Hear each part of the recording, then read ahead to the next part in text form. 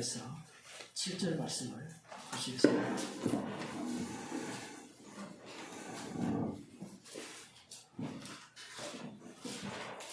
구약성경 60조 함께 읽겠습니다.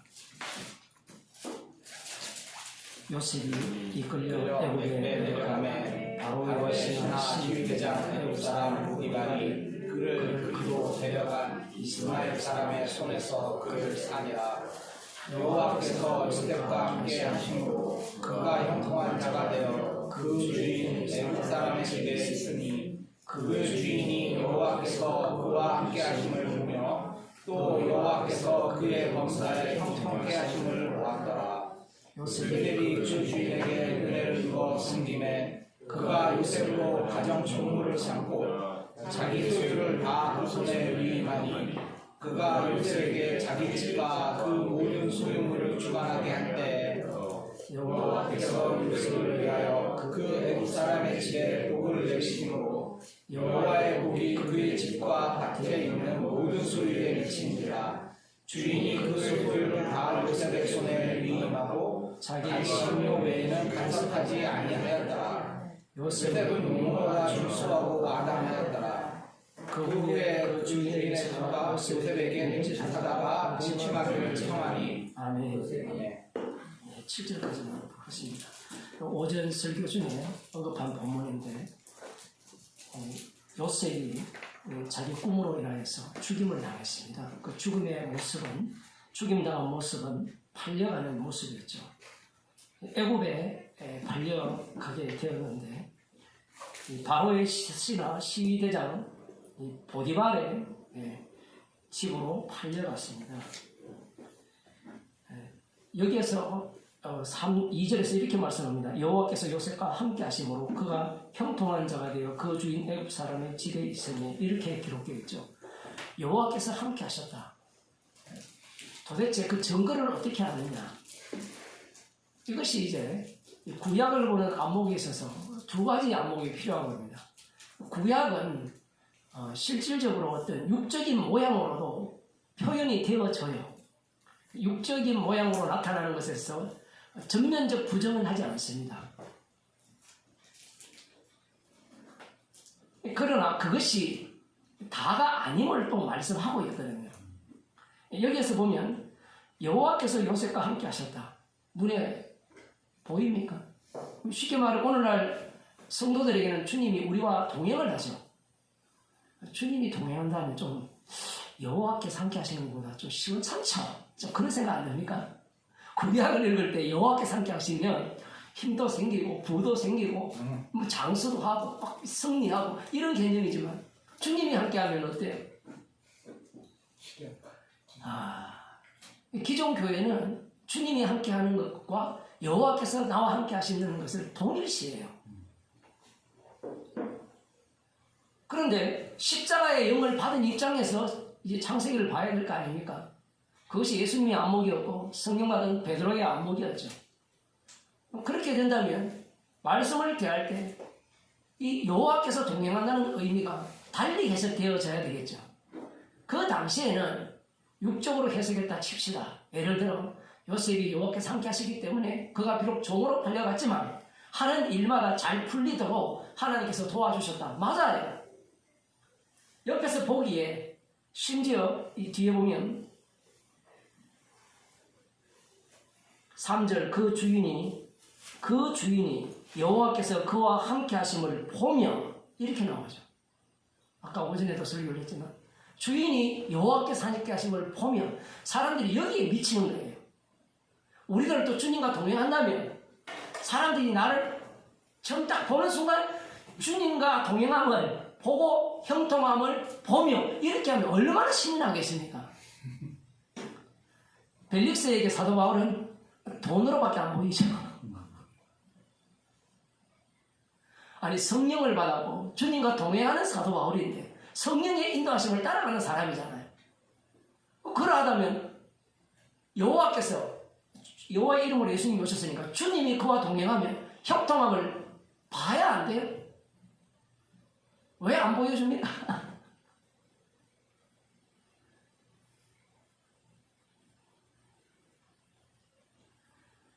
신약에는 이런 모습들이 완전히 싹 사라진다고 보입니다. 왜냐하면 마귀가 예수님께 와서 시험할 때 그 내용들이 구약의 내용을 끌고 왔거든요. 끌고 오는데 구약의 내용을 뭐만 끌고 오는가 하면 십자가는 싹 제거해버리고 십자가 없는 형통함을 그대로 다 들고 와요.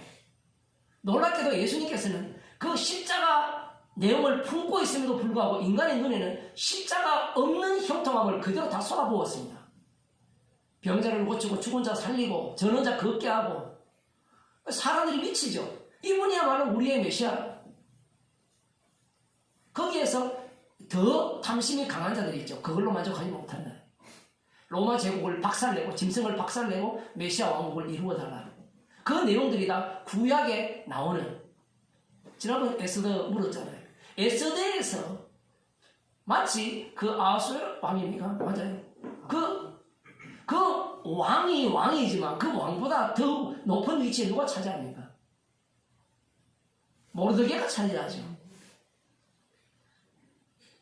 2인자지만 거의 1인자의 위치에서 행사를 하잖아요. 그러한 어떤 메시아 왕국을 꿈꾸는 거예요. 그 자리만 바꾸면 아하수에로 왕을 날려버리고 그 자리에 메시아가 올라가고 그 메시아 밑에 누가 갑니까? 모르드게 같은 12제자가 그 자리에 자리를 차지하는 거예요. 그런 꿈을 그들은 꾸고 있는 겁니다. 분명히 이 보디발도 여호와께서 함께 하심을 봤어요. 그거 어떻게 봤느냐고 물으면 그들이 아는 신앙의 개념으로 생각하는 거예요. 그 부처님이 보호하사 간증을 하면 다 아멘 하잖아요. 그 절교에서는 뭐랍니까? 아멘 안 하고 절에 안 다녀가지고 뭐라 뭐 그렇게 얘기해요? 아미타불 얘기해요? 뭐 그렇게 하거든요. 다 부처님의 언덕이요 은공이요 이렇게 이야기한단 말이에요.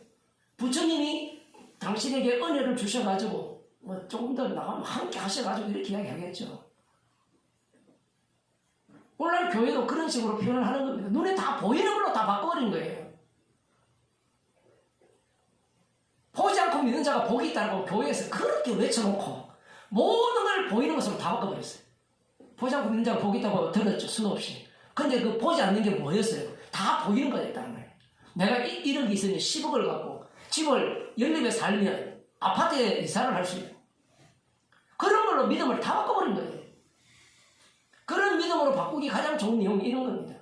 여호와께서 야곱과 함께 하시기 때문에 형통했는데 그 형통함을 누가 왔어요? 보디발이 왔어요. 여러분이 주님과 동행하려면 형통함을 믿지 않는 사람들이 보고 여러분을 인정하고 일반 직원에서 뭐 직급을 제가 잘 모르니까 더 높여주는 그런 것들로 여러분을 세워야 되는 그거 아니에요? 그러면 다 찔려요. 내가 그 자리에 못 올라간 이유가 100억 없죠? 네? 권사님 100억 없죠? 네? 그러면 100억이 100원은 있어요. 100원이는데. 아 100원인 줄 알았어요.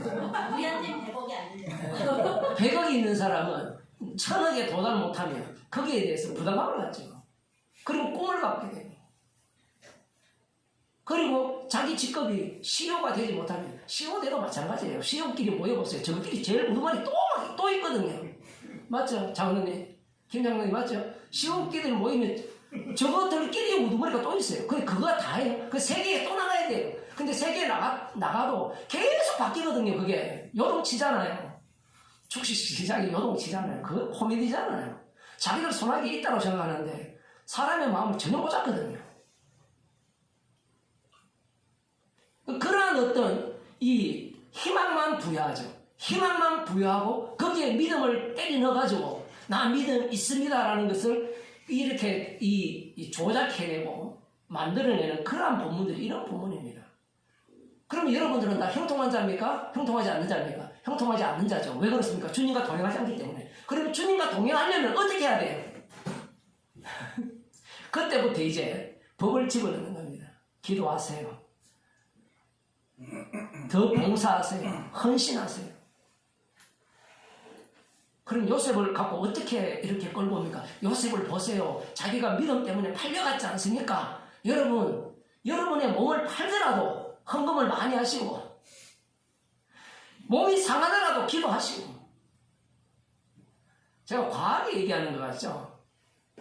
이 목사들이 자기의 종을 삼기 위한 이 방식입니다. 그 형통이라는 걸 갖고. 요셉의 입장에서 생각해보면 기분 좋을까요? 요즘 같으면 자, 제가 월급 100만 원을 받는다 칩시다. 그저 100만 원을 받는다 예를 들어 치면, 예를 들어 이 사람들을, 교인들을 끌어모을 때 처음에 10명인데 100만 원이다. 그러면 500명인데 100만 원 주면 기분 좋을까요? 나쁠까요?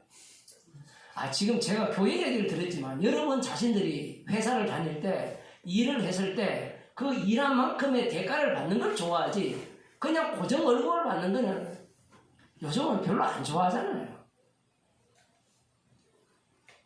요셉 자체가 종에서 벗어나게 되었다면 괜찮은데, 가정총무로 세웠다. 용의 꼬리가 될지언정 뱀의 머리가 되겠다나 웃기거든요.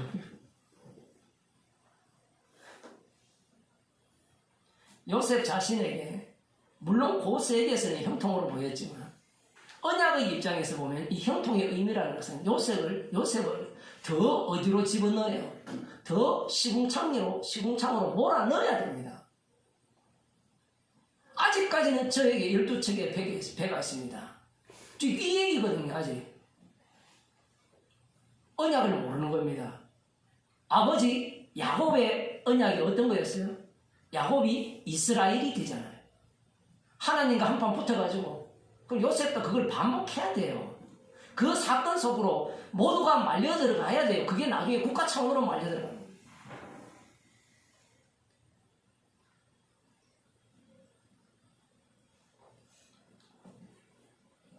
형통케 하셨다는 의미가 언약적 차원에서 형통케 되려면 최종적인 형통의 그 상황은 어떤 상황입니까? 최종 상황이 하나님의 아들의 십자가에 못 박히심이에요.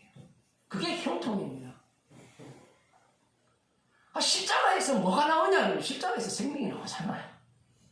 생명만 나옵니까? 저주도 쏟아 나오잖아요. 근데 우리는 십자가를 이용해서 생명이 나오니까 그 다음 뭔가를 콩고물을 원하는 거예요. 형통을 원하는 겁니다. 복음을 알았으니까 이제 뭔가 형통해져야지. 교인 한 명 있다가 없어지면 형통 아닙니까? 얼마나 주님께서 일하시는 방식이 놀라운가 하면 아시아 7교회를 세워놓고 그걸 영으로 만들어버렸어요. 그게 영입니까? 과연? 그게 과연 영입니까? 십자가 사건의 현장이잖아요. 말씀만이 영원하잖아요. 복음이 전파되니까 형통해야 되고 뭔가 사람들이 많이 모여야 되고 잘 돼야 되고, 그건 누구 생각이에요? 그 악마의 생각이거든요. 거래예요, 거래. 어떤 거래인가 하면 예수님을 자기의 종으로 삼는 겁니다. 제자들도 똑같아요. 예수님 내가 예수님을 믿을 테니까, 진짜 복음을 믿을 테니까 그 다음 저에게 뭘 주세요. 16강에서 성령해 주세요. 이 얘기예요. 여러분, 이게 우스운 이야기 같지만요, 애들은 그런 기도를 하거든요. 그러면 우리는 우습지 않습니까? 말씀은, 십자가는 성도에게 하시는 말씀이지 우리에게 하시는 말씀이지 성도 외의 사람들에게는 말을 안 해요. 그들은 이게 복음으로 들리는 게 아니라 그냥 잔소리로 들리고 헛소리로밖에 안 들리는 거예요. 사도 바울이 누구한테 복음을 전했어요? 조금 더 따져봅시다. 그 사도 바울이 벨릭스에게 복음을 전할 때 옆에 누가 있었어요? 주님이 계셨잖아요.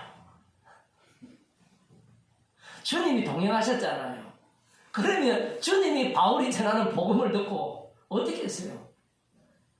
옳다 인정할 거 아닙니까? 그러면 여기에 대해서, 복음에 대해서 반대하는 자는 주님의 십자가의 능력으로 못 듣게 하니까 그 주님의 능력이 그대로 실현되는 겁니다.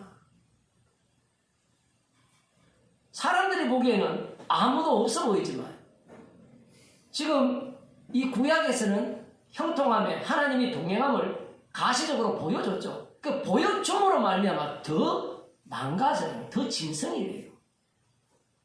그들은 더 짐승이 되고 오히려 보혈충으로 말미암아 주님께서는 더 꼬라박게 하셔서 죽음 속으로 몰아넣으면서 그 죽음만이 누구를 살립니까? 형제들을 살리는 것을 증거하는 증인으로 사용되는 거예요. 최종이 십자가잖아요. 그러면 십자가가 형통이에요. 그러면 이미 우리는 십자가 안에 있죠. 그러면 다 된 겁니다. 그래서 범사에 감사하는 거예요. 기도하시겠습니다. 하나님 아버지, 저희들을 그리스도 안에 넣어주셔서 참된 형통함이 무엇인지를 말씀을 통하여 들려주심을 감사드립니다. 악마에게 속아 넘어가지 말게 하여 주시고 주님의 형통함인 십자가 사건 속으로 저희들을 날마다 인도하여 주옵소서. 예수님 이름으로 기도드립니다. 아멘.